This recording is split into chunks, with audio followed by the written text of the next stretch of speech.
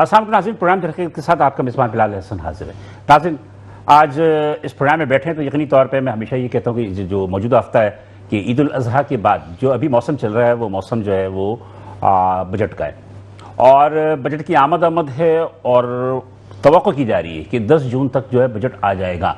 लेकिन कुछ तहफ़्फ़ुज़ात थे अपोजिशन लीडर को, पीपल्स पार्टी को, जिस पे कि उनकी कुछ मुशावरत है प्राइम मिनिस्टर के साथ और प्राइम मिनिस्टर के साथ मुशावरत के बाद फिर वो देखेंगे कि क्या सूरत होती है। लेकिन बहरहाल 10 जून तक जो है वो बजट की तवक्को की जा रही है।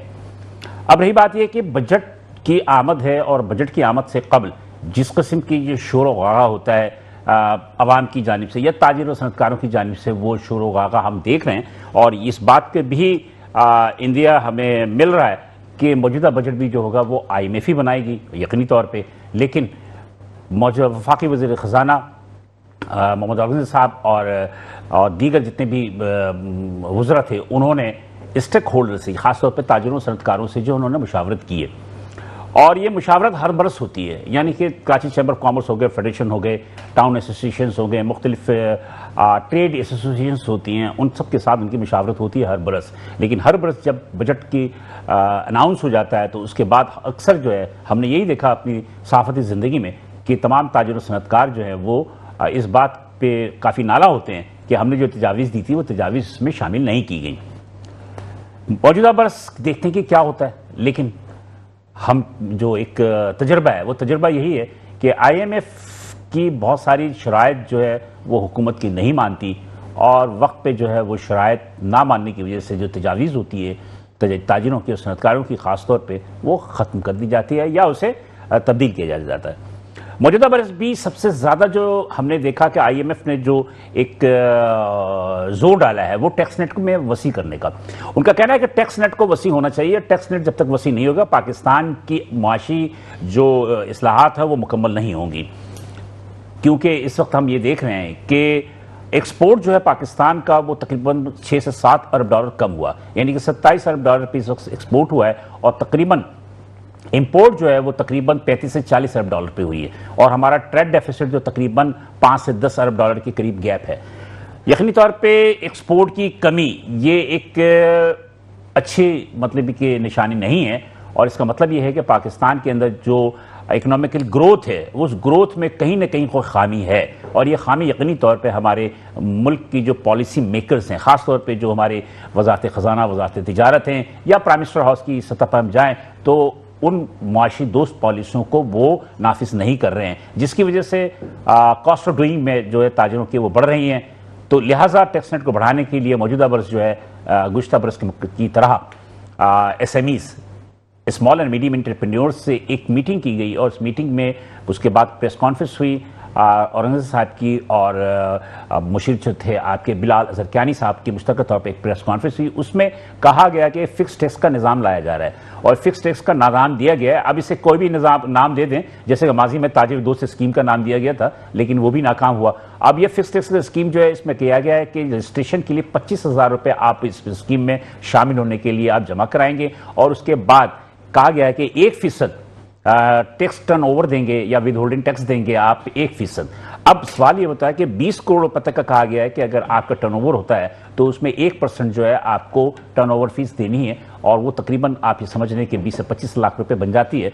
इस पे सनतकार और ताजिरों के काफ़ी तहफ़्फ़ुज़ात हैं। उनका कहना है कि जो मौजूदा हालात हैं ताजिरों के साथ जो भी मुश्किलात हैं उसमें कारोबार वैसे ही जो है काफ़ी डाउन है। तो इस तरह जो टर्नओवर को इस तरह दिखाने के बाद जो 1% रखा गया है उस 1% टर्नओवर को कम करके जो है 0.25 किया जाए या 0.50 किया जाए। ये एक शराइत हैं ताजिरों और सनतकारों की जानिब से। अब हुकूमत ने इसका फैसला नहीं किया है, 4 से 5 दिन रह गए हैं टोटल बजट में। हम देखते हैं कि बजट में क्या सूरत हाल होती है, लेकिन IMF की रजामंदी ज़रूरी है। अब IMF अगर रजामंद हो जाते हैं तो यकीनी तौर पे इसमें कुछ कमी हो सकती है, अगर IMF नहीं होता है तो इसमें कमी नहीं होगी।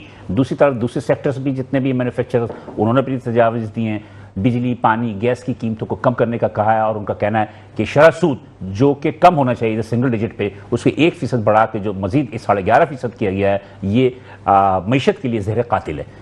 बहुत सारे मसाइल हैं आज हम कोशिश करेंगे कि हम फिक्स टैक्स का जो निज़ाम है उस पर हम गुफ्तगू को अपना अहाता रखें और एक मखसूस वक्त में जो है हम इस पर अहाता करके हम देखें कि हमारे ताजिर और सरकार दोस्त जो हैं वो तहफ़्फ़ुज़ात उनके क्या हैं।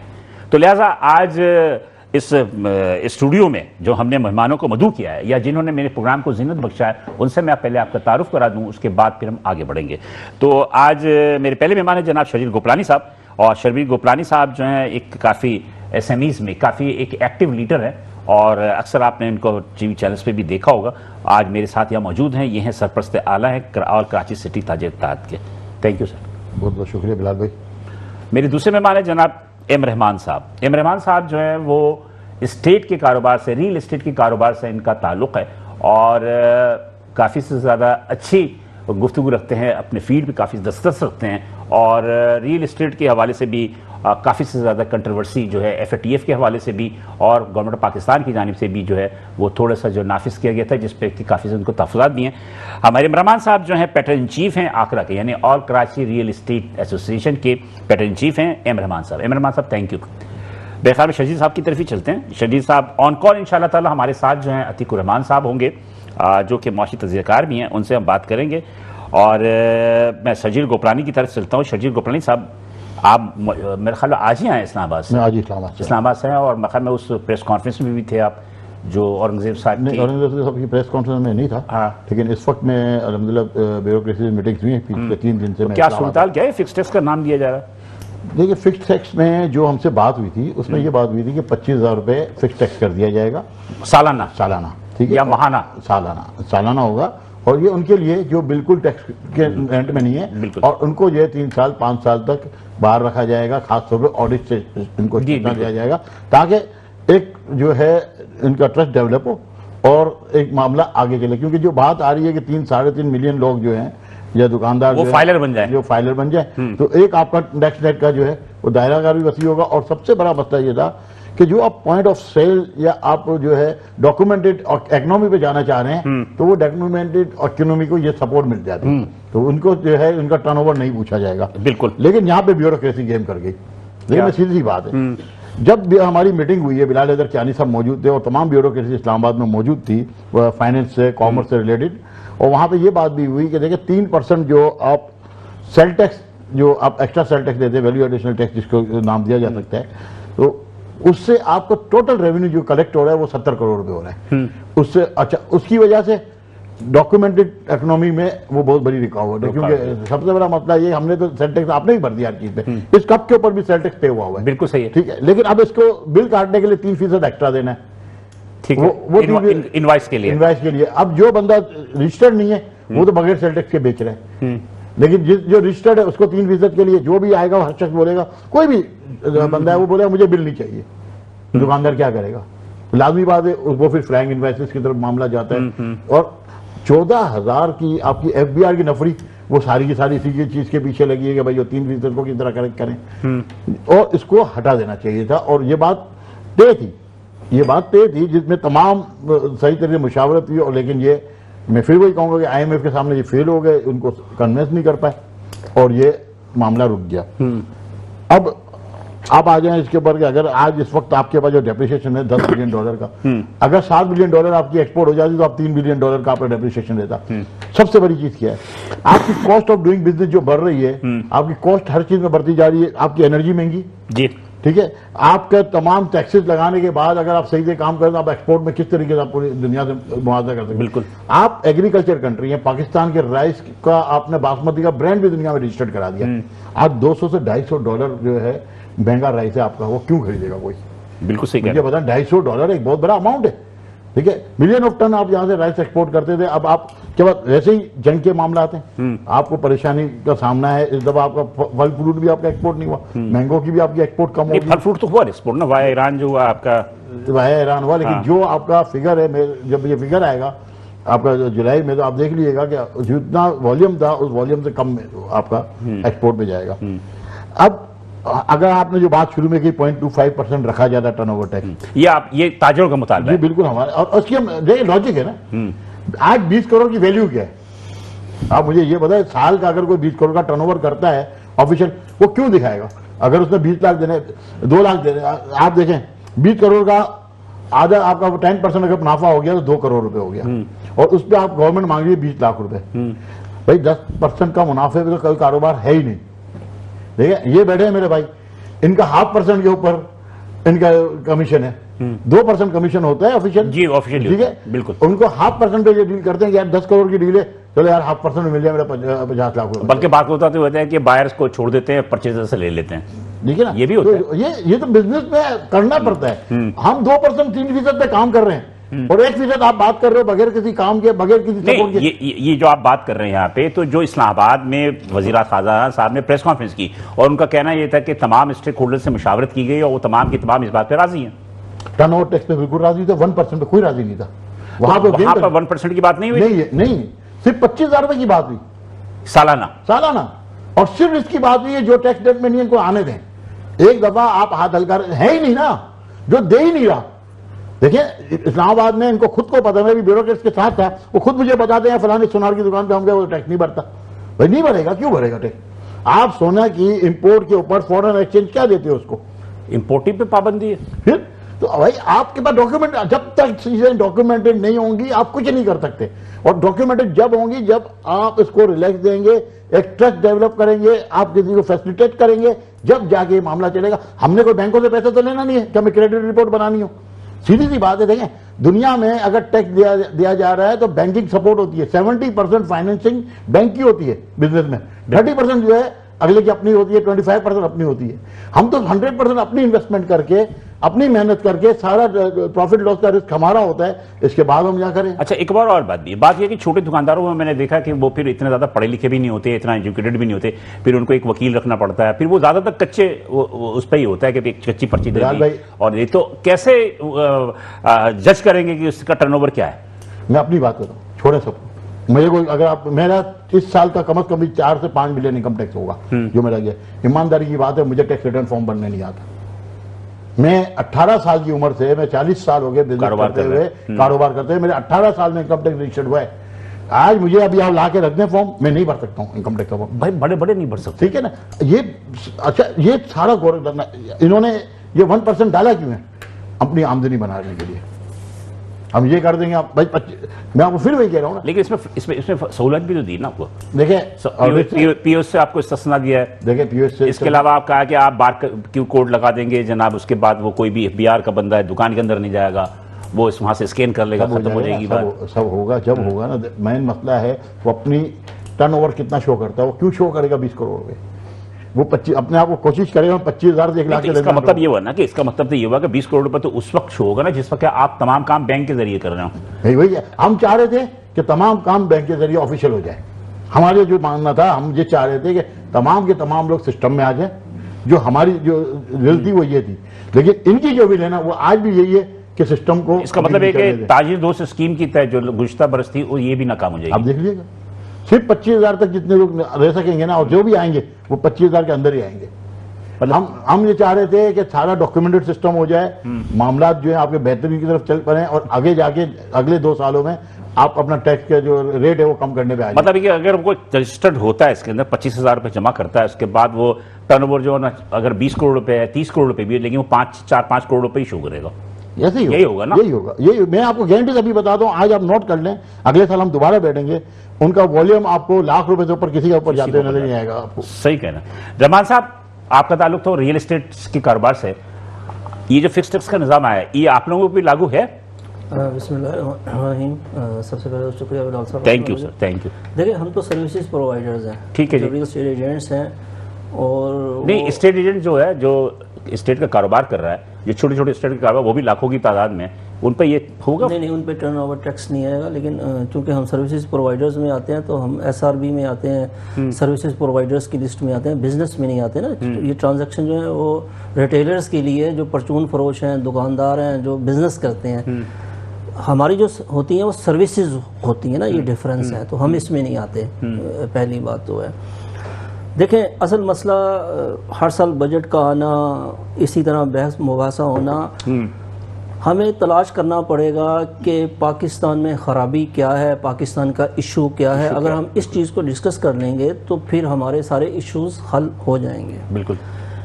देखें, पाकिस्तान का जो असल इशू इस वक्त है वो है आपके कर्जे, कि आपने अपनी औकात से ज़्यादा कर्जे ले लिए। लेकिन आपसे ज़्यादा कर्जे तो अमेरिका ने लिए हुए हैं, ट्रिलियन डॉलर में। आपसे ज़्यादा मखरूज तो अमेरिका है। अमेरिका अगर कुछ भी करेगा उसका जवाब मैंने नहीं देना। मैं अगर कुछ करूंगा तो मैंने अपना जवाब देना, अमेरिका अपना जवाब देगा। नहीं, मैं ये नहीं कह रहा, मैं कह रहा हूँ कर्ज आप ले रहे हैं तो कर्ज कहाँ जा रहा है, वो पैसे कहाँ जा रहे हैं? सर मैं वही अर्ज कर रहा हूँ कि देखें उस मर्ज की तलाश करना पड़ेगी।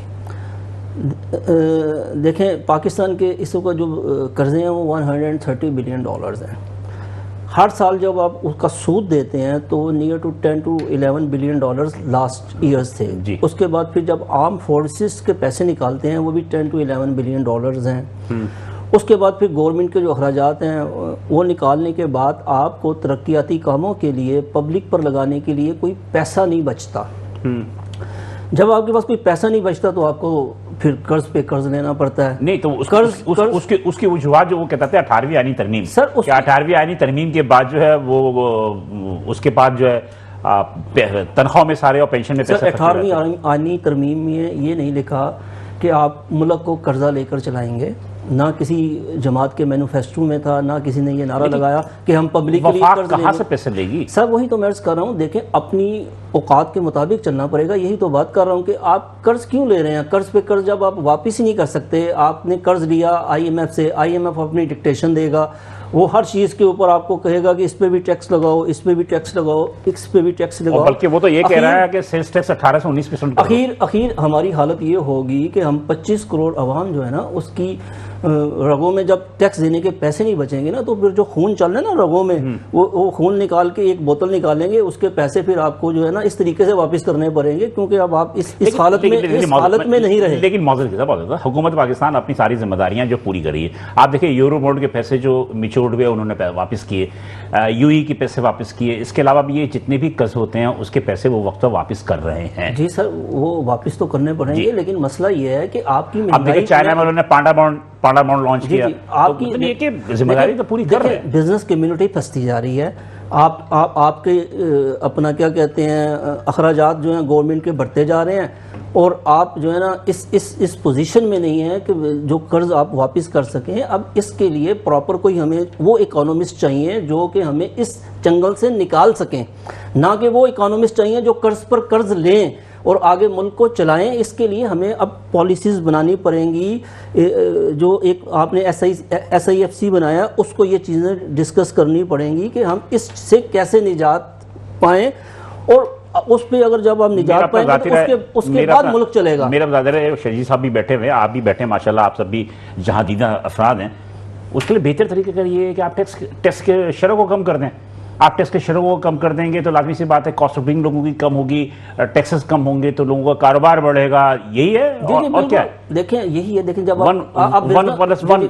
जब आप बिजनेस को सहूलियत देंगे, बिजनेस कम्युनिटी पे टैक्स कम करेंगे तो हर एक शख्स टैक्स देगा। जब आप टैक्स की शरह इस हद तक बढ़ा देंगे कि कोई देने के काबिल ना रहे तो लोग चोरी करेंगे। जब चोरी करेंगे तो आपको टैक्स नहीं मिलेगा और सारा निजाम कोलैप्स कर जाएगा। वही मैं कह रहा हूँ, ये तो मामूली से हल है। और आप नहीं, मामूली सा हल नहीं है सर, ये मामूली हल तो हल हो जाता। आप देखें आपकी नाकुस पॉलिसियों का नतीजा क्या है। आप जो भी मवेशियदान बिठाते हैं या जो भी आपके इकोनॉमिस्ट हैं या जो दीगर प्लानिंग करते हैं उनकी प्लानिंग देखें कि आपने पाकिस्तान का इस वक्त जो सबसे अहम इशू है वो IPPs महंगाई है, जो कि IPPs की वजह से बिजली की कीमतें इतनी बढ़ गई कि कोई भी इंडस्ट्रियलिस्ट, कोई भी दुकानदार, कोई भी आम घर वाला या कोई भी छोटा शॉपकीपर वो बिजली के बिल अदा करने के काबिल नहीं रहा। बिल्कुल सही कह रहे हैं। अब उसका हल क्या निकाला गया? पहले लोड शेडिंग थी, लोड शेडिंग की वजह से आपने इस मसले को हल करने के लिए $10 बिलियन के जनरेटर इंपोर्ट कर लिए। उसके बाद जब और अपना क्या कहते हैं बिजली महंगी हुई तो आपने $20 बिलियन की शमसी तवानाई इंपोर्ट कर ली। तो कहने का मतलब है आपकी नौकिस पॉलिसियों की वजह से ये $30 बिलियन मुल्क का बाहर चला गया और मसला अभी तक जूं का तूं है। आपकी बिजली उतनी ही महंगी है। यानी कि आप किस तरह की पॉलिसीज बनाते हैं। उसके बाद एक्सपोर्ट की बात कर लें, आज आपकी एक्सपोर्ट $25 बिलियन की है। डॉलर 80 रुपए का है। जब आपका डॉलर 125 रुपए का था फिर भी आपकी 20 से 25 बिलियन डॉलर की आपकी एक्सपोर्ट्स थी। दिस मीन्स कि ये हाफ हो गई, यानी कि उस वक्त डॉलर का अगर हम शरह को दिखा जाए तो आपकी जो एक्सपोर्ट्स वो 12 बिलियन डॉलर्स बनती हैं। तो कहने का मतलब ये है कि 10-15 साल से आप अपनी एक्सपोर्ट्स ही नहीं बढ़ा सके। आपकी क्या पॉलिसीज हैं, आपके पास इतनी कैपेसिटी नहीं है। आप इंडस्ट्रियलिस्ट को जो है ना वो ना बिजली के बिल अदा कर सकता है, ना गैस के बिल अदा कर सकता है। उसके साथ साथ दीगर आपके इंपोर्ट के इतने इश्यूज हैं, इतने महकमे हैं जिनकी आपसे एनओसी लेनी पड़ती है, तो बिजनेस कहाँ सर्वाइव करेगा। की बात यह है कि इसी की वजह से चोरी बढ़ती है, बिजली की और गैस की चोरी बढ़ती है, कॉस्ट ऑफ लिविंग की वजह से। अच्छा, मेरे साथ इस वक्त लाइन पे मौजूद भी है अतीकुर रहमान साहब भी हैं। अतीकुर रहमान साहब भी हैं, ये माशी तजकार भी हैं और काफ़ी बाखबर शख्स हैं। अतीकुर रहमान साहब, अस्सलाम वालेकुम। वालेकुम अस्सलाम। सर जी, मेरे साथ यहाँ शजील गोपलानी साहब बैठे हैं और एकराओल कराची रियल एस्टेट एसोसिएशन के पैटर्न चीफ एम रहमान साहब बैठे हैं। गुफ्तगू आप सुन भी रहे होंगे। मुझे आप ये बताइए कि ये जो फिक्स टैक्स का जो एक निज़ाम आ रहा है, जो आपने मोहम्मद वज़ीर साहब की जो वफाकी वज़ीर ख़जाना थे उनकी प्रेस कॉन्फ्रेंस भी सुनी होगी, आप क्या समझते हैं कि ये फिक्स टैक्स का निज़ाम का जो उन्होंने ऐलान किया, ये इस ऐलान में उन्होंने कर दिया कि जनाब के 1% जो है टर्नओवर टैक्स भी लगेगा और ताजिर इस बात को मानने को तैयार नहीं है। आप क्या कहेंगे? बहुत शुक्रिया आपका बिलाल भाई।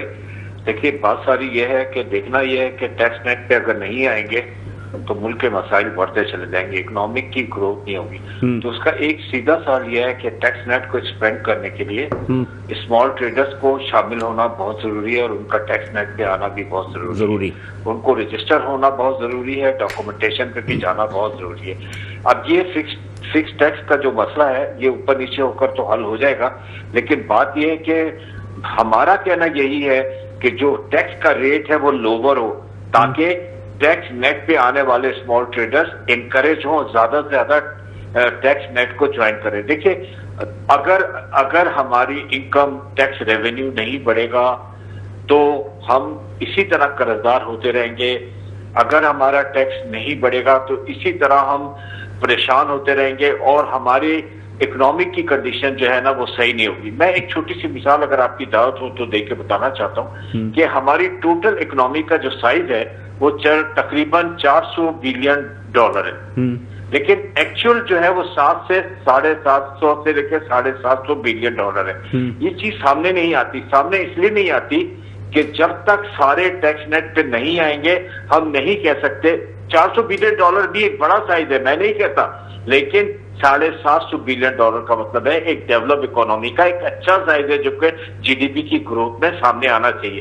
इसके अलावा देखिए, एक बड़ी बहस चल रही होती है कि गवर्नमेंट कहती है कि हमारा जो जीडीपी की ग्रोथ है वो 3.7% पे है, लेकिन एक्सपर्ट्स कहते हैं कि ये बात गलत है, बिलो 3% है, या एक एक्सपर्ट कहते हैं कि बिलो 2.7%। ये सारी बातें क्यों हो रही हैं? लोग टैक्स नेट पे नहीं आए। हम देख रहे हैं कि ठीक है, अगर इस बात को एक्सेप्ट कर लिया जाए कि ये बिलो 3% है और वो नहीं है जो गवर्नमेंट क्लेम कर रही है, तो उसके रीजंस क्या है? मैं 2 रीजंस देकर समझा देता हूँ। एक तो हमारा टेक्सटाइल सेक्टर की एक्सपोर्ट अर्निंग बिल्कुल सुस्त पड़ गई, वो स्टैग्नेंट हो गया, बिल्कुल $5 अरब कम हुई है, परफॉर्मेंस बिल्कुल ही खराब हो गई। आपने कॉटन की प्रोडक्शन से देख लिया कि हालात सामने। इसके अलावा जो अनसर्टेनिटीज आई है ग्लोबल चेंजेस की वजह से, उसका भी असर हम पे पड़ा। तो टैक्स नेट पे आना मेरे भाई बहुत जरूरी है। मेरे ख्याल है कि अतीकुर रहमान साहब, मैं आपसे करूंगा, आपकी बात बिल्कुल दुरुस्त है और यही बातें हमारे ये मेहमान भी कह रहे हैं और मेरे ख्याल में किसी भी ताजिर से मैं बात करता हूं वो यही बातें करता है। मेरा अपना जाती राय है कि एक चीज इसमें शामिल कर लीजिए, कि टैक्स हर आदमी देना चाहता है। ये जो टैक्स लेने वाले इदारे हैं ना, ये टैक्स लेने वाले इदारे जो हैं ये सबसे बड़ी रुकावट है। अगर ये टैक्स लेने वाले इदारों को अगर दुरुस्त कर दिया जाए तो आई थिंक सो कि आपका टैक्स नेट बढ़ जाएगा। आप इस पे क्या कहेंगे? देखो, मैं आपसे एग्री करता हूँ, टैक्स रिफॉर्म्स को हमें सही करने की जरूरत है क्योंकि इसके स्ट्रक्चरल इम्बैलेंसेज है बहुत ज्यादा।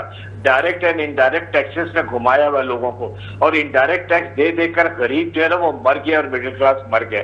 आप देखिए, ये सिर्फ इनडायरेक्ट टैक्स नहीं है, सेल टैक्स है, पेट्रोलियम लेवी है, इलेक्ट्रिसिटी ड्यूटीज है, विथहोल्डिंग टैक्स है, और पता नहीं क्या क्या चीजें यूटिलिटी बिल में वो दे रहा होता है। और इसके अलावा आप देखिए कि जब कुछ भी खरीदने जाता है, आटा, चीनी, दवाई, कुछ भी, एक लंबी लिस्ट है, तो उसमें भी उसको टैक्सेस देना पड़ता है। इतने ज्यादा टैक्सेस। अब लेटेस्ट पे आ जाइए, आपकी पेट्रोलियम लेवी पे आ जाइए, आप देखिए कि पेट्रोलियम लेवी बढ़ती चली जा रही है, बढ़ती चली जा रही है। और एक साहब थे, पेट्रोल में- एक साहब थे, पेट्रोलियम से ही वाबस्ता थे, मैं उनका नाम नहीं लूंगा, उन्होंने मुझसे कहा था कि petroleum levy just like GST है। इसको जीएसटी का नाम इन्होंने इसलिए नहीं दिया नहीं, कि हाँ, नहीं। ये अगर जीएसटी का नाम उसको दे देंगे तो फिर उसको एनएसए अवार्ड में शामिल करना पड़ जाएगा, तो एनएसए अवार्ड से बाहर रखने के लिए उन्होंने पेट्रोल लेवी रखा है उनको। बिल्कुल इसी तरह है कि पेट्रोलियम लेवी इसका नया नाम है, और ये लाइव जीएसटी है, सेल टैक्स होता था, तो उसको चेंज करके इसको पेट्रोलियम लेवी नाम रखा गया है। और ये सब एनएसए अवार्ड से बाहर रखने के लिए 22-23 में हुआ है, लेकिन फेडरल गवर्नमेंट इसको कहती है कि ये नॉन टैक्स रेवेन्यू है। यस, ताकि वो एनएसए अवार्ड में ना आए, ताकि वो एनएसए अवार्ड में शुमार ना हो, इसी वजह से पता होनी चाहिए ना। अब बात यह है कि मुझे सिंपल से बता दीजिए कि अभी तो ये सारी चीजें हैं, ये जो अभी जो गुफ्तगू हो रही है 25,000% पे और 25,000 एक दफा देने के बाद फिर आप जो है वो काम मतलब ये कि रजिस्टर्ड हो जाएंगे, आप क्या कहेंगे, आपका क्या कहते हैं, ये कामयाबी होगा या नहीं होगा? देखिए, अब तो कामयाब होगा इंशाअल्लाह ताला। इसकी वजह यह है कि टैक्स रेवेन्यू में सबको आना है, सबको रजिस्टर होना है, सबको टैक्स नेट को बढ़ाना है। अगर ऐसा नहीं होगा तो फिर आप मुझ जैसे लोगों के साथ ये बातें हर वक्त ना सुने कि इनडायरेक्ट टैक्सेस का बोझ आ गया, हमारे पे सेल टैक्स का बोझ आ गया। गवर्नमेंट अपने फिस्कल डेफिसिट्स को कहां से पूरा करेगी? गवर्नमेंट अपने बजट को कहां से पूरा करेगी? बिल्कुल सही कहा। इस बजट को और इस डेफिसिट को पूरा करने के उसको लोन लेना पड़ रहा है। लोन लेने के लिए आप पता नहीं loan. I am sorry Atiq भाई, मैं आपकी बात से इत्तेफाक नहीं करता, बहुत माजरत के साथ। गवर्नमेंट अगर कर्ज लेती है तो मुझे एक बात बताइए कि $1 ट्रिलियन कर्ज ले लिया, वो गया कहां गए वो? अगर गवर्नमेंट की अपनी करप्शन खत्म हो जाए ना, अपनी करप्शन खत्म हो जाए, इनकी अपनी मराद खत्म हो जाए तो बहुत कुछ दूर हो सकता है। समझ रहे मेरी बात? तो ये बात। अच्छा, एक चीज स्टे कीजिएगा, शर्जील साहब कुछ बात करना चाह रहे हैं आपसे। अतीक भाई देखिए, मैं आपकी बात से बिल्कुल मुत्तफिक हूं सारी बातों से, और आप के जो है माशियत के ऊपर बहुत अच्छी नजर है, गहरी नजर है, बहुत टाइम से हम आपको फॉलो कर रहे हैं। देखिए होगा क्या इस दफा, अगर ये इन्होंने टर्नओवर टैक्स कम नहीं किया, कराची के ऊपर तो जोर आएगा। कराची में इतना ज्यादा लोग अनरजिस्टर्ड नहीं है आज भी, जो मैं समझता हूं, चले कराची में, लेकिन क्या ये पिशावर से ले पाएंगे? क्या ये कोयटा से ले पाएंगे? क्या ये सिब्बी से ले पाएंगे? देखिए बात ये है, अगर जब तक सही तरीके से फैसिलिटेट नहीं किया जाएगा, जब तक सही तरीके से लोगों तक उनका इसके असरात नहीं पहुंचेंगे, जब तक ये कामयाब नहीं हो सकते। और जो बात ये कर रहे हैं अभी बिलाल भाई, 7,800 अरब रुपए का उनका सूद है इस साल का जो उन्होंने देना है, ठीक है। 14,000 अरब में से आप 7,800 निकाल दें, जो 14,000 अरब तो हमने पे करना है ना। इस साल भी 12,000 समथिंग अरब तो हमने पे किया है, जो आपके अपना टैक्स से आए रेवेन्यू। तो 7,800 के बाद बात वही है कि अगर प्राइम मिनिस्टर हाउस का खर्चा आप कम नहीं करते, अगर आपका प्रोटोकॉल ऑफिसर कम नहीं होता। मैं ईमानदारी की बात बताऊं, मैं ब्यूरोक्रेट्स के साथ कल भी बैठा हुआ था, मैं इस्लामाबाद पिछले 3 दिन रहा हूं, और टॉप लाइन के ग्रेड 21 ग्रेड 22 के ब्यूरोक्रेट्स के साथ मैं बैठा हूं। ईमानदारी की बात है, मैंने कल उनको ये बोला कि आप मुझे बताएं कि ये जो आपका कर्जा है, ये हम 1 साल के अंदर पे कर सकते हैं या नहीं कर सकते। इसके ऊपर हमारी बड़ी खुली डिस्कशंस हुई हैं। कुछ नाम हमने दिए हैं, कुछ नाम उन्होंने दिए, और उनका कहना ये है कि हमारे गवर्नमेंट ही नहीं चाहती कि पे ऑफ हो। ईमानदारी की बात है, इन्होंने हमें लेवी पे, अगर जीएसटी की आप बात करते हैं तो 70 रुपए बनता है लेवी जीएसटी। अगर पेट्रोल की आज जो प्राइस है 116 रुपए ले रहे हैं आप। मैंने इसके ऊपर भी इनसे डिबेट की है परसों। बस वही बात है, वो तो आईएमएफ की कुछ हिदायत भी थी ना कि लेवी आईएमएफ को उन्होंने कहा लेवी बढ़ाओ। मैं आज भी फिर आपको बताऊं, एफएटीएफ की तलवार भी हमारी ब्यूरोक्रेसी और हमारी टेक्नोक्रेसी की वहां पे सही ब्रीफिंग नहीं थी, तो एफएटीएफ में हम जाके फंसे। जो पैसा आपका, जो बात होती है कि जो आपका जाता है अंडर इनवाइसिंग बिजनेस का, उसके तो इनवाइस लगती है। अगर वो बिजनेस का जाता है, उन अकाउंट्स में इनवाइस जाती है जी, तो उसमें तो इशू ही कोई नहीं है इनको। उनको इशू है जो आपकी ब्लैक मनी जा रही है, उसका तो उनके पास कोई रिकॉर्ड नहीं होता। एक बात मैं रहमान साहब से भी बात करूंगा कि हमारी कि आपकी जो अपना मतलब कि कंस्ट्रक्शन इंडस्ट्री को अगर ये रिवाइव करते हैं तो आप मुझे बताइएगा आपकी इकोनॉमी की ग्रोथ बढ़ेगा। इससे 70 से ज्यादा एलाइड इंडस्ट्रीज आपसे जुड़े हुए हैं। तो आप ये कि हुकूमत से आप लड़ तो रहे हैं, लेकिन हुकूमत आपकी बात मान रही है? देखें, वो कहते हैं कि हमें इंसाफ लेने के लिए कोड ऑफ लॉ में जाना पड़ता है। जैसे 7E हमने इनको कहा था कि ये वो तो खत्म हो गया, आपकी इकोनॉमी को डिस्टर्ब करेगी। खत्म तो हो गया, लेकिन पाकिस्तान की क्या हालत कर गया आप सोच नहीं सकते। आपकी ये कैलकुलेशन क्या थी जिस वक्त 7E लगाया गया, डीम्ड रेंटल इनकम, तो आपकी टोटल साल की जो कैलकुलेशन थी, जो गवर्नमेंट को टैक्स आना था 60 बिलियन पाकिस्तानी रुपीज आना था। अब आपकी रियल एस्टेट की जो मार्केट है 1800 बिलियन डॉलर की मार्केट है, आपने 1800 बिलियन डॉलर की मार्केट को डिस्टर्ब कर दिया। ओवरसीज पाकिस्तानी जो रेमिटेंसेस भेजते हैं तो उसमें 60 to 65% तो रियल एस्टेट की वजह से आता है। तो आपने सारे ओवरसीज पाकिस्तानियों को एक तरह का मना कर दिया कि भाई पाकिस्तान में पैसा ना भेजो, अगर पाकिस्तान में पैसा भेजने के बाद कोई जायदाद खरीदोगे तो उसके लिए आपको रेंट अदा करना पड़ेगा। तो आप यार क्यों ऐसी पॉलिसीज बनाते हो जिसकी वजह से मुल्क की इकॉनमी तबाह होती है? यहाँ तो आप फिर गैर मुल्की लोगों के सामने बिके हुए हो जिसकी वजह से पाकिस्तान की इकॉनमी ना चले। उसके बाद फिर आप ट्रांजैक्शन के ऊपर इतने टैक्सेस लगा देते हो कि मार्केट ग्रोथ ही ना करे। अब पाकिस्तान में जो है इस वक्त 10 मिलियन से ऊपर के घरों का शॉर्टफॉल है। अच्छा, उसके बाद आपको अपनी आबादी के हिसाब से हर साल 7 लाख घर चाहिए, तो 7 लाख घरों का मतलब समझते हैं आपकी सारी इंडस्ट्री चल जाएगी अगर पाकिस्तान में 7 लाख घर बन जाए तो। अतीक साहब, आप ये बात सुन रहे हो, आप कह रहे हैं ना कि टैक्स नेट में आपको आना चाहिए और टैक्स देना चाहिए। हर आदमी टैक्स देना चाहता है। बात यह कि हुकूमत की पॉलिसी दुरुस्त नहीं है। अगर हुकूमत की पॉलिसी दुरुस्त हो, तो जैसे कि कंस्ट्रक्शन इंडस्ट्री है, सिर्फ एक मामूली सी मिसाल है, एक कंस्ट्रक्शन इंडस्ट्री है, इसको आप रिवाइव कर दें तो आपकी जो है आप ये देखें 70 से ज़्यादा जो आपकी एलाइड इंडस्ट्री चलेगी तो रोजगार के मौके पैदा होंगे, आपके टैक्सेस जमा होंगे। इसके हवाले से क्या कहेंगे आप? बिलाल भाई, मैं बात बड़ी तफसील से और बहुत सुकून से सुन रहा हूँ।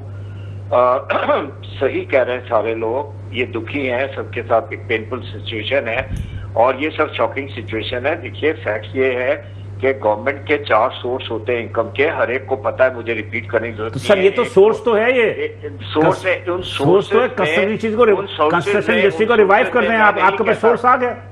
सर, बात तो सुन ले मेरी। उन सोर्सेज में जब कमी आती है तो गवर्नमेंट बेशक तलाश करती है उन लोगों को। ये कैसे, हम लोग कैसे लोग हैं जो हम लोग टैक्स नेट पे नहीं जा रहे हैं? तो मेरे ख्याल है उनको एक बात ये कहने से रह गई हमारे लोगों को कि ये इसके टेंजिबल बेनिफिट भी देखते हैं कि जो टैक्स देते हैं तो उसमें उनको क्या रिटर्न में नजर आ रहा है। बिजली आ रही है, गैस आ रहा है, पेट्रोल के प्राइसेस सही है, रोड बना हुआ है, गटर चल रहा है, पानी आ रहा है, ये सारी चीजें कहलाती है टेंजिबल बेनिफिट जो नजर आते हैं लोगों को, वो बेनिफिट। तो वो भी एक तरीका है अट्रैक्ट करने का टैक्स। तो हमने हमेशा गवर्नमेंट को यही कहा है कि हम कब इनकार करते हैं इस बात से कि लोग टैक्स नेट पे ना आए। टैक्स नेट पे आएंगे लेकिन आप उनको अट्रैक्शन दें, जैसे अभी आप लोग सारे बात कर रहे थे, मैं भी वही बात कहता हूं, लेकिन साथ साथ अट्रैक्शन भी चाहिए कि जिस चीज का वो टैक्स दे रहे हैं उस टैक्स का बेनिफिट उनको मिले। एजुकेशन पे, हेल्थ सर्विसेज पे, सोशल सर्विसेज पे, सब पे मतलब ये चाहिए। इसकी हमारे यहाँ कमी है और मैंने स्टार्टिंग में ही कह दिया था कि स्ट्रक्चरल इम्बैलेंसेज हैं जिसकी वजह से कोई फ्रेमवर्क नजर नहीं आ रहा कि कहा जा रहा है। अब देखें, एक अजीब सी बात देख लें, अब 11 ट्रिलियन का इन्होंने पेट्रोलियम लेवी का लिख दिया है कि पेट्रोलियम लेवी जो है वो 11 ट्रिलियन तक रुपए तक जो है ना वो वसूल करेंगे। ये कहते हैं कि ये लाइफ लॉन्ग प्रोग्राम है इनका IMF के साथ, जिसके साथ यहाँ रुकेगा, यहाँ एक मिनट रुकेगा पेट्रोल का। आपने पेट्रोल का तस्करा कर दिया ना। आप मुझे बताइए कि पेट्रोल की कीमतों में यकायक जो 150 रुपए का इजाफा हुआ, 72 से 73 अरब रुपए आपके ऑयल मार्केटिंग कंपनीज का मुनाफा आया, उसका क्या हुआ? उसका चेक एंड बैलेंस हुआ? बैलेंसेस है, प्लानिंग नहीं है। 72 अरब रुपए का प्रॉफिट हुआ है ऑयल मार्केटिंग कंपनीज को। अवाम पिस रहा है इसमें। हाँ, वही तो मैं आपसे कर रहा हूं कि गवर्नमेंट ने 150 रुपए 200 रुपए बढ़ा दिए, उसमें जो ऑयल मार्केटिंग कंपनीज को प्रॉफिट हुआ, जो कि एक अंदाजे के मुताबिक 72 अरब रुपए का प्रॉफिट हुआ है। उस 72 अरब रुपए के जो प्रॉफिट हुआ, वो प्रॉफिट क्या मुल्क से बाहर चला गया? इसलिए कि आप यहां तो सारे के सारे बाहर की कंपनियां हैं। देखिए, आप बात सही कर रहे हैं। बात सारी यही है कि बात बार बार की जाती है कि कुछ ऐसे तरीका करो, कुछ इस तरह का काम करो कि एक आम आदमी, गरीब आदमी, स्मॉल ट्रेडर जो पिस रहा है वो इस पिसने से बच जाए। आप इकोनॉमिक एनालिस्ट हैं। मैं इसीलिए आपसे क्वेश्चन कर रहा हूं कि आप बात करें कि ट्रेडर्स का, ताजिरों का, आवाम का कोई कसूर नहीं है, ये तमाम कसूर जो है पॉलिसी मेकर्स का है। बहरहाल आप स्टे कीजिएगा, मैं यहाँ पे एक छोटे से वक्फे आप जरा स्टे कीजिए, तरीका निकाल के इनको टैक्स नेट पे आना है जी। आप जरा स्टे कीजिएगा मेरे साथ, मैं यहाँ पे एक छोटे सा वक्फे पे जाऊँ ना। वक्फे पे जाएंगे तो फिर दोबारा हम हाजिर होते हैं। नाज़रीन, गुफ्तगू सिलसिला जारी है और हम मजीद गुफ्तगू भी करेंगे। यहाँ पे एक छोटा सा वक्फा लेना है मुझे, साथ रहिएगा। वेलकम नाज़रीन, पुराने तरीके में हम दोबारा हाजिर हैं। नाज़रीन, वक्फे में जाने से कबल अतीकुर रहमान साहब जो कि माशी एनालिस्ट भी हैं, वो भी हमारे साथ अभी भी मौजूद भी हैं, और शजीर गोपरानी साहब और एम रहमान साहब भी। जी, कुछ कह रहे थे आप? देखिए बात यही है कि 56% अगर 70 रुपए में से गवर्नमेंट को, प्रोविंशियल गवर्नमेंट को मिलता तो गवर्नमेंट का तो फिगर कम ही होना था ना, फेडरल गवर्नमेंट का। जो ये एक्स्ट्रा पैसे मिले लेवीज के, ये आवाम के ऊपर कब लगे? कोई चीज लगती हुई आपको नजर आई है? कभी भी नहीं। आप एक चीज सोचें कि कराची तकरीबन मोहताज अंदाजे से 7 से 7,500 अरब रुपए देता है, इस पे 700 अरब रुपए नहीं लगते। मेरे को हैरत हुई है, मैं आपके प्रोग्राम की तवज्जुह से एक बात कहना चाहता हूं कि हमारे माशाल्लाह कराची के जो एमएनएज हैं 25-25 करोड़ रुपए पिछले साल और इस साल 25-25 करोड़ रुपए विदाउट कैप लॉक इनको फंड दिया गया फेडरल गवर्नमेंट से। नहीं, मेरे ख्याल लास्ट टाइम चौधरी साहब जो लेकर आए थे 20 करोड़ रुपए लेकर आए थे, 25 अरब रुपए 20 करोड़ लेकर आए, जो उन्होंने अपने खुद ऐलान किया था। सबसे पहले तो स्टैंपिंग है। अब जो गवर्नमेंट ऑफ सिंध 2% स्टैंपिंग लेके जो वैल्यूएशन है एफबीआर की या डीजी वैल्यू है, 2% स्टैंपिंग करने के बाद फिर आप जो मुतलका इदारे में जाते हैं उसकी ट्रांसफर फीस है। फिर जो आपने एडवांस टैक्स लगा दिया 4.5% जो है वो परचेजर के गेन ऊपर। टैक्स भी है जी वो गेन टैक्स उसके बाद बताऊंगा। पहले एडवांस टैक्स है 4.5% आपने देना है और 1.5% परचेजर ने देना है। ठीक है। उसके बाद 15% आपने गेन टैक्स देना है और टोटल वैल्यू का 15%। जी जब बेचेंगे प्रॉपर्टी तो उसका गेन आपने 1 करोड़ रुपए का घर बिका तो 15% उसका लगा लें गेन 15 लाख रुपए लास्ट वैल्यूएशन के हिसाब से उसकी कैलकुलेशन करनी पड़ती है। उसके बाद फिर आपने इनकम टैक्स भी देना है। तो कहने का मतलब है जब आप यार बिजनेस के ऊपर इतने टैक्सेस लगाओगे तो कौन ट्रांजैक्शन करेगा? आपकी सेल परचेज रुकेगी, आपका काम नहीं होगा, आपका बिजनेस ही चलेगा। तो जब बिजनेस ही नहीं होगा तो टैक्स कौन देगा? वजूहत है उसकी, इसी वजूहत के बाद जैसे अभी फिक्स लोग अपने घरों की कॉस्ट जो है वो पूरा नहीं दिखाते। जी बिल्कुल। और रजिस्ट्रार को कुछ दे दिला के वो देखें वो तो गवर्नमेंट ने एक आपको खुद राह दी है ना, मैंने तो नहीं बनाई। आपका कॉन्स्टिट्यूशन ऑफ पाकिस्तान कहता है जो आपने कॉन्स्टिट्यूशन में लिखा है उसी के मुताबिक हमने ट्रांजैक्शन करनी है। आप मार्केट वैल्यू कर दे, मार्केट वैल्यू का 1% ले लें या 2% ले लें, जैसे दुबई में चलता है या दीगर ममालिक में चलता है। आप इतने टैक्सेस क्यों लगा रहे हो जिसकी वजह से कोई ट्रांजैक्शन नहीं ना हो? जैसे आप फिक्स टैक्स की बात हुई, जैसे शजील गोपलानी साहब ने फरमाया कि जी आप मिनिमम टैक्स ले लें ताकि टैक्स नेट में आ जाए। अच्छा आप साल का भी ना लें, आप रोज का कह दें जी हर दुकानदार को जितना पाकिस्तान में शॉपकीपर है, कोई भी शॉप चलता है, रोज का 100 रुपया टैक्स देगा। एफबीआर का अकाउंट ओपन कर दें कि ये एफबीआर का अकाउंट है, रोज 100 रुपया डाल, 3,000 रुपए महीने के 36,000 रुपए साल के होंगे, हर बंदा टैक्स देना शुरू कर देगा आपको। आपने पॉलिसी कोई बनानी ही नहीं है, आपने तो लोगों को तंग करना है। बस आके मुज़ाकरात करेंगे, मुज़ाकरात करने के बाद आपसे चीजें तय होंगी, उसके बाद अपनी मर्जी का टैक्स लगा देंगे। तो कहने का मतलब है पहले आप अपने आप को तो किसी जगह पर आप खड़ा करें ताकि लोग टैक्सेस दें आपको। फिर हमारे है क्या, करप्शन है, अकरबा परवरी है। एक मिनिस्टर है, उसका भाई एक जगह पे मिनिस्टर लगा हुआ है, दूसरा भाई जो है वो ब्यूरोक्रेसी में लगा है, तीसरा पुलिस में है, चौथा आर्मी में है। भाई ये क्या तमाशा मुल्क में आपने लगा दिया है? Right man on right place on right person, लोगों को आगे आने दो ताकि मुल्क तो चले। स्किल्स पर्सन के वाले मुल्क करो जो कि अपने फील्ड में माहिर है। मैं अतीक साहब से पूछ रहा हूं इसको जवाब। जी अतीक साहब। जी सर, मैं मानता हूं इस बात को जो ये लोग बात कर रहे हैं कि जो एग्जिस्टिंग टैक्सेशन सिस्टम है उससे बहुत ज्यादा बॉटलनेक्स है जी। इसको सिंप्लीफाई करने की जरूरत है ताकि लोग इनकरेज हो। सिंप्लीफाई के साथ साथ आप ये भी देखें ना कि टैक्सेस की इतनी शरह की वजह से करप्शन और चोरी बढ़ गई है। जी बिल्कुल ठीक, इसी तरह मैंने कहा स्ट्रक्चरल इम्बैलेंसेस हैं, इसमें सारी चीजें कवर हो रही हैं। तो कौन जिम्मेदार है सर? स्ट्रक्चर ठीक होने की सही जरूरत है, जो कि सारे लोग एग्री कर रहे हैं मुझसे। कौन जिम्मेदार है? यही है कि हम लोग एक ऐसे साइकिल में फंस गए जिसमें हमारी लोग ग्रोथ नहीं साहब, क्या ताजिर जिम्मेदार है? आवाम जिम्मेदार है इसके? कौन जिम्मेदार है? पॉलिसी मेकर जिम्मेदार है ना। जाहिर है। आप देखिए एक बात, इसकी बात इस तरह से है कि आप देखिए अगर आप इन चीजों को ठीक नहीं करेंगे तो लोग टैक्स नेट में आने में डिफिकल्टी होगी जैसे हो रही है 100%। और टैक्स नेट पे नहीं आ रहे तो आपके प्रॉब्लम्स बढ़ रहे हैं, आपकी बोरोइंग बढ़ रही है। ठीक है, वो सिंप्लिसिटी की बात एक अपनी जगह, वो दूसरी बहस है। लेकिन आप देखें ना आपकी एक्सपोर्ट भी कितनी खराब हो रही है। आपका टारगेट था $60 बिलियन का इस साल का, वो रह गया $100 बिलियन तो खौफ भी लगता है मुझे। तो ये सारी चीजें आप देखिए, आपको एक्सपोर्ट लेट और टैक्स ब्रॉडनिंग बजट चाहिए, वो आप कर ही नहीं सक रहे हैं। आपके लिए इतना मुश्किल है कि एडिशनल बर्डन बढ़ता चला जा रहा है टैक्स पेयर का, जिसमें अभी सब लोग डिस्कस कर रहे थे पेट्रोलियम लेवी के बारे में। और इतना ज्यादा पेट्रोलियम लेवी का हिसाब किताब सामने आ गया है कि एक गरीब मोटरसाइकिलिस्ट जो अपने काम पे जाता है और आता है, वो तकरीबन ये 200 रुपए के टैक्स के गोरख धंधे में पड़ा होता है, जिसमें टैक्स का फिर उसके बाद कहते हैं कि नॉन फाइलर है, फ्रेट चार्जेस, मार्जिन सारी मिलाकर टैक्स उससे लिया जाता है जी। ये सब देखना पड़ेगा, ये सब जरूरी है। दूसरी बात ये कि ये तो आप लेवी पे अब ये बात कर रहे हैं, ये तो IMF तो कह रही है कि सेस 18 से 19% करो। जी हाँ, ये भी एक अलग बात है कि वो आप देखें ना, स्टेशनरी पे भी तो 10% से लेकर 18% कर दिया है। बच्चों की पढ़ाई महंगी से महंगी, और एक गरीब आदमी आगे ही नहीं बुक्स और स्टेशनरी खरीद पाता, और इतने बड़े टैक्स देकर ये सारा सोचना चाहिए। कौन लोग बना रहे हैं ये पॉलिसी, क्या कर रहे हैं? कोई समझदारों को भी बिठाए साथ में। मैं आप सब मिलकर हम सर फोड़ रहे हैं, लेकिन ये शर्जील साहब कुछ बात करना चाह रहे हैं आपसे। अतीक भाई, एक चीज बड़े सोचने की बात है कि ताजरों के लिए आपकी जो FBI बिल्डिंग में 6th फ्लोर पे लॉकअप बना दिया गया है, पाबंद सरासर। लेकिन एक शख्स पिछले 15 साल में आप मुझे बता दें किसी मिनिस्टर को करप्शन पे पकड़ा गया हो, कोई ब्यूरोक्रेट को आपका करप्शन पे पकड़ा? सबको पता है कि बैग बढ़ के एक ये बैठे हैं M. रहमान साहब, एक छत पे 50 लाख रुपए कम से कम रिश्वत है एक छत पे। 8 करोड़ रुपए का फ्लैट मेयर आप ले सकते हैं?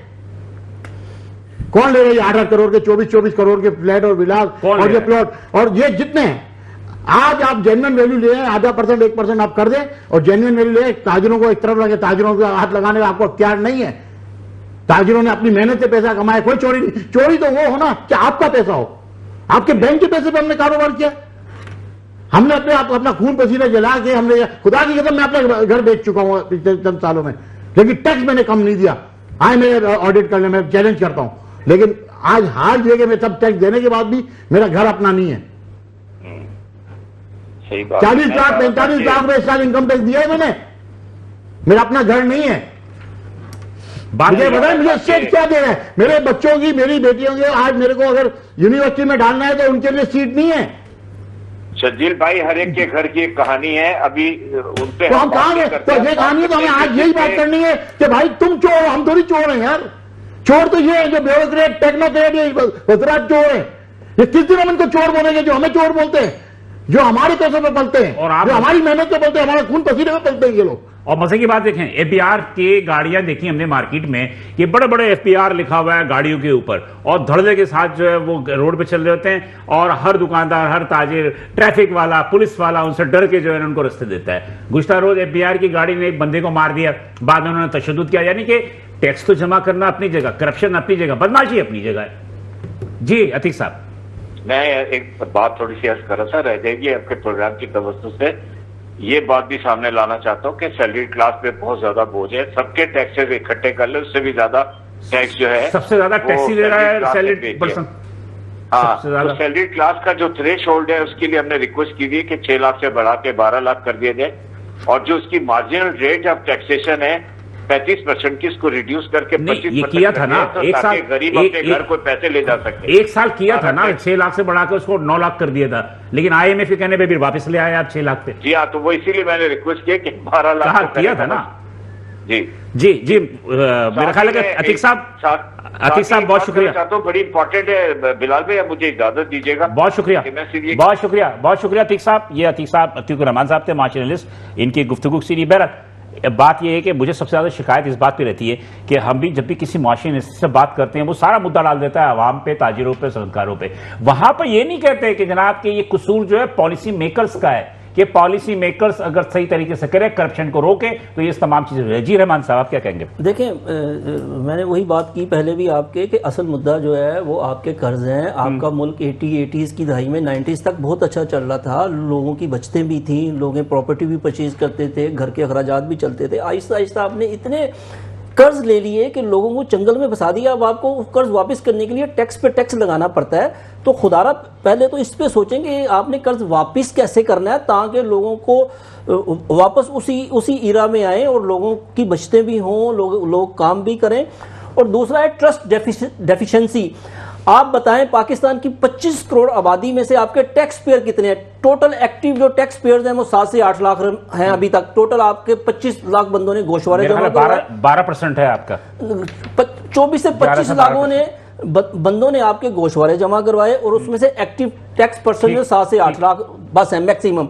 तो कहने का मतलब है ट्रस्ट डेफिसिट है, लोग आप पे इतबार ही नहीं करते हैं। और दूसरा जो है, देखें आप 25 करोड़ आबादी का मुल्क है, आप में कोई बिलियनर नजर नहीं आता। आप छोटे इंडिया देख लें, उसका जो टाटा है 400 बिलियन डॉलर का है। अच्छा, आरामको कंपनी देख लें, एक कंपनी, सिर्फ एक कंपनी 1800 बिलियन डॉलर की है। आप 25 करोड़ आबादी का मुल्क लेके चलते हैं, आपके पास छोटा सा बजट तैयार नहीं हो रहा। यानी कि आप यार क्या सोचते हो, क्या काम करते हो? आपकी बनाई हुई अमारात एयरलाइन पीआईए ने बनाई, आज 8.5 बिलियन डॉलर की है। आपकी भी डिफॉल्ट कर निचकारी हो गई, अब इंशाल्लाह सर आप डिफॉल्ट कर गई, आपने किया क्या? यानी कि आपकी अपनी इकोनॉमी तो चलती है, इस मुल्क की इकोनॉमी नहीं चलती। जल्दी से 2 लफ्ज कर दीजिए, मैं प्रोग्राम खत्म हो रहा है। मैं सिर्फ इतना कहूंगा कि आवाम को जो है ना, अब ये सोचना पड़ेगा कि उन्होंने करना क्या है, ठीक, अपना खून देना है, मर्जी आपको। चलिए, थैंक यू सर, 2000 का बहुत शुक्रिया। बात यह है कि गुफ्तगू बहुत हार्ड है और ये टॉपिक ऐसे है कि इसमें यकीनी तौर पे जो है ये आवाम को बोलने की आज़ादी है, लेकिन हुकूमत को भी सोचना चाहिए कि गलती कहाँ पे है। अगर वो खुद देखेंगे तो पॉलिसी मेकर्स की वो गलतियाँ हैं, और ख़ास तौर पर वो ड्यूअल नेशनलिटी के ब्यूरोक्रेट है, ड्यूअल नेशनलिटी के ब्यूरोक्रेट है, जिनको कि पाकिस्तान की मफाद से कोई भी मोहब्बत नहीं है। बिलाल की इजाज़त है, इंशाल्लाह आपसे दोबारा मुलाकात होगी। अल्लाह हाफ़िज़।